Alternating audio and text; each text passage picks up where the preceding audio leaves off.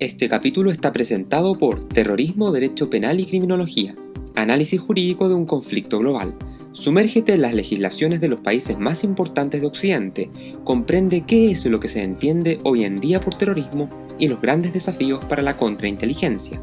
Adéntrate por la historia del fenómeno y viaja por los oscuros rincones de la mente de los terroristas para comprender sus extremismos.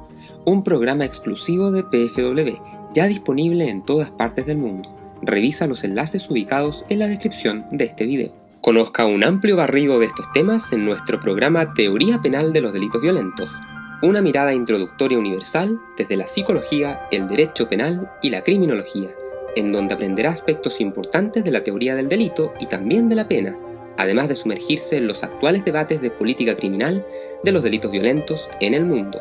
Adquiéralo en el link ubicado en la descripción de este video.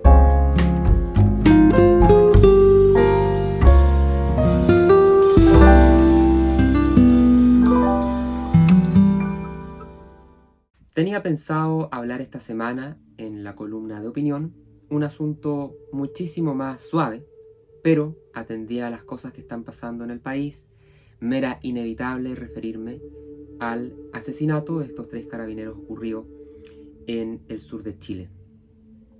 Se ha hablado muchísimo en la prensa del tema, con mucha soltura, con poco tecnicismo, por supuesto.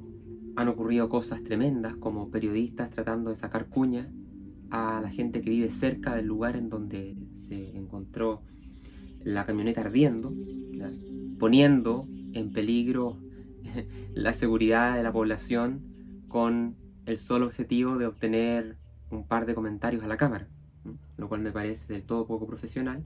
Y me gustaría partir tratando de resolver algunos temas, algunos puntos que he visto en redes sociales, partiendo por el hecho de por qué las autoridades no han querido utilizar la famosa figura de la ley antiterrorista, la ley 18.314. El problema es que la ley chilena está muy mal redactada. Y no solamente está mal redactada, sino que solicita aprobar cuestiones que son en la práctica imposibles, como lo ha demostrado la jurisprudencia, ¿no? Como es el hecho de este objetivo de infundir temor en la población. ¿Cómo diablos pruebas eso? Hoy en el Mercurio viene un apartado en donde se le pregunta la opinión sobre este asunto a varios abogados penalistas. Entre ellos se parte con María Elena Santibáñez, que de hecho tiene bastante experiencia en tramitar causas de delitos terroristas, como por ejemplo el famoso caso de las bombas en escuela militar, no sé si se recordarán ustedes. Y precisamente ella afirma que tratar de encauzar las conductas delictivas a otras leyes, como por ejemplo sería la ley de control de armas, y en tratar de identificar aquí, ¿cierto?, el tema del crimen organizado, van en la línea correcta porque ha sido la única solución para poder hacer frente a investigaciones complejas ante grupos que están organizados. Sobre los delitos, añade que pareciera ser que efectivamente se buscaba generar un impacto a nivel nacional, infundiendo temor en la población, en este caso especialmente en el grupo de carabineros. Recordemos que también se sufrieron amenazas posteriormente al asesinato. El problema es, y este es un problema no solamente adscrito a la ley antiterrorista, sino que en general a la teoría del delito, hay un problema muy grave en materia probatoria, porque es muy fácil teorizar y solicitar en muchos delitos el tener que probar un ánimo. Pero ¿cómo pruebas un ánimo en la práctica? Es tremendamente complejo y la prueba se torna casi imposible, por no decir imposible, digámoslo así, ¿no? Es imposible probar un ánimo en la práctica. Muchas veces se ha tratado, por ejemplo, de probar los ánimos haciendo alusión a lo que uno puede encontrar en la escena del crimen. Por ejemplo, en este caso es bien interesante ver, según las últimas informaciones que he encontrado, de que a los carabineros se les habría disparado incluso en la cara, ¿no? Entonces hay un modus operandi muy propio de crimen organizado. Ya podría uno pensar incluso en poder probar de esta manera la existencia de un dolo directo, incluso de un homicidio calificado, con planificación, etc. Pero, aún así, por lo increíble que parezca, el ánimo llega a ser un asunto tan interno del sujeto, ¿ah?, que prácticamente lo que está pidiendo el legislador es que uno tenga que sumergirse en la mente del criminal y poder probar el fuero interno del sujeto. Un asunto que es, francamente, imposible, ¿no? Tenemos a otro penalista, Marcelo Sanfeliu, que dice que efectivamente la ley antiterrorista establece ciertas técnicas de investigación que podrían ser intrusivas o eficaces, sí, de hecho las tiene, pero nuevamente es una estrategia muy mala el querer utilizar esta ley sobre pretexto de emplear estas técnicas, había consideración de que luego cuando tengan que ir a juicio, tener que probar el delito como terrorista va a ser imposible. Por eso es que, por ejemplo, menciona las recientes modificaciones que se le hicieron a los delitos de crimen organizado, en donde también se han incorporado nuevas técnicas investigativas que pueden ser también bastante favorables. Y de hecho, así se ha intentado hacer en muchos casos. Mientras que Jorge Galvez, penalista también de la Católica, al igual que Santibáñez, explica que, en su opinión, en esta fase inicial de la investigación, la hipótesis de un posible delito terrorista sería una línea de investigación plausible, pero desde luego no la única. No cabe descartar que se trate de cuadros criminales que hayan mutado desde la criminalidad organizada común a la criminalidad organizada de corte terrorista, es decir, que se trate de delincuentes comunes organizados por el tráfico de drogas, el robo de madera, u otras actividades con fines fundamentalmente de lucro, pero que hayan comprendido que la utilización de medidas atroces es capaz de infundir miedo en la población. Creo que es la opinión más naïve y muy descontextualizada de las personas que se entrevistaron acá, que me perdone el profesor Galvez, porque si uno analiza, por ejemplo, un trabajo reciente que hace otro abogado de la Católica, Pablo Urquiza, que escribió este libro, Radiografía de la violencia y el terrorismo en la macrozona sur, hace todo un análisis y incluso establece, califica, sistematiza los perfiles criminales de las distintas organizaciones que funcionan en el sector, que ya son más de 10, las más importantes, y hay dos fundamentalmente que han resonado bastante, que incluso el mismo Urquiza ha mencionado que podrían estar detrás del caso. Por un lado, podría tratarse de Huaychana Ucamacu, que sería un grupo violentista, como lo menciona aquí, que se daría a conocer en abril del 2016, cuando expone públicamente su posición y sus acciones de violencia, con 38 atentados que datan incluso del 2013, ¿no? Es notable, ¿no?, cómo estas células, que en un principio uno podría pensar que son efectivamente células terroristas, han evolucionado a mucho más que eso.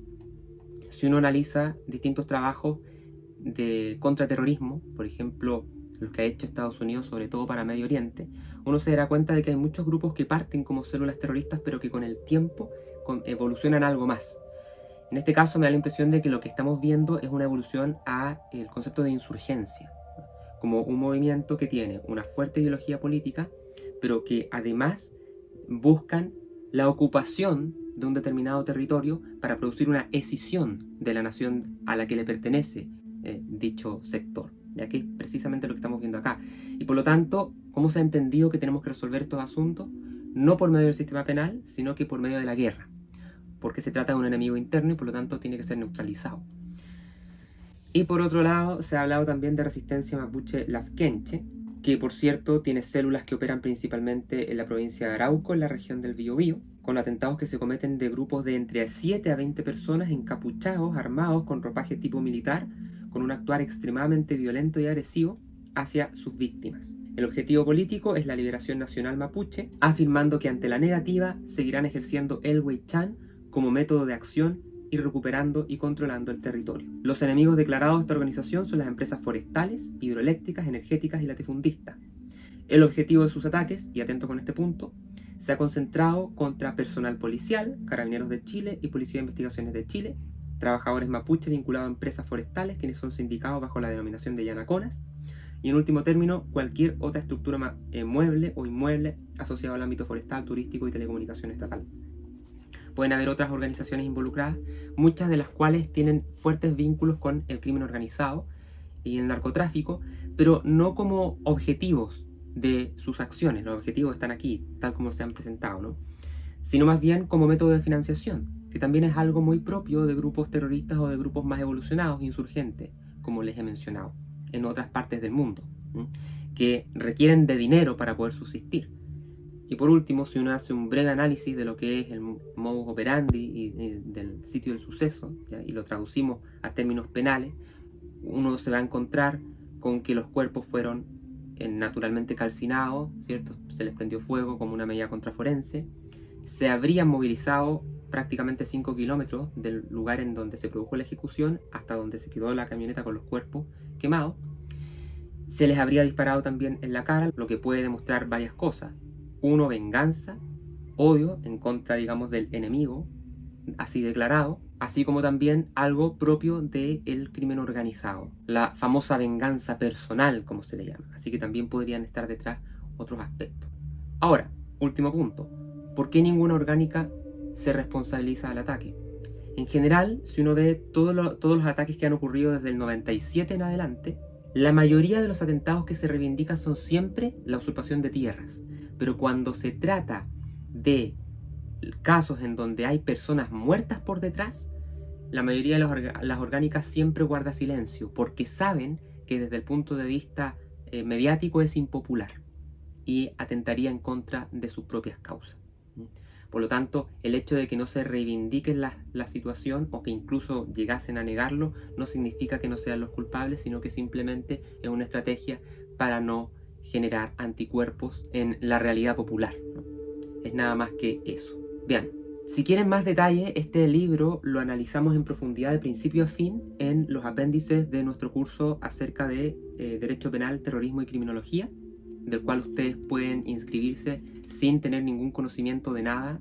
Son cursos absolutamente disfrutables por cualquier persona, sean abogados, psicólogos, militares, policías o dueñas de casa, da lo mismo. En realidad son cursos que están hechos con mucha pedagogía para que los entienda cualquier persona y se pueden inscribir desde cualquier parte del mundo. Les dejo el link en la descripción de este video y nos vemos en una próxima columna de opinión que espero sea para poder tratar el tema que tenía pensado tratar, algo mucho más suave que esta situación tan trágica que se está viviendo en Chile.